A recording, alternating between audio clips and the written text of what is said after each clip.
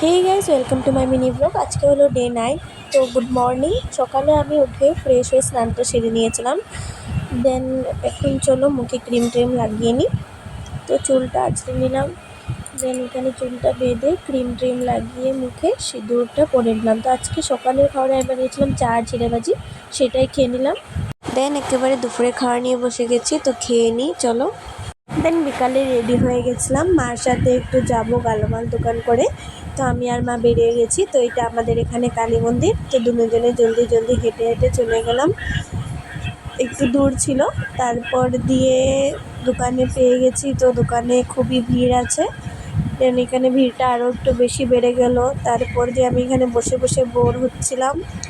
তারপর দেখি মা গেল দোকানের ভিতরে।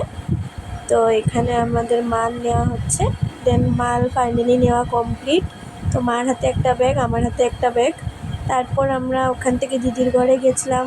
তো কারণ দিদির কাছে আমার কয়েকটা নাইটি সেলাতে দিতে ছিল। তারপর এই পুচকুটাকে নিয়ে এসে পড়েছি। আর এটা কি নাচছে মামা বাড়ি যাচ্ছে বলে। দেন এখন রান্নাটা করে নিই, ঘরে এসে পড়েছি।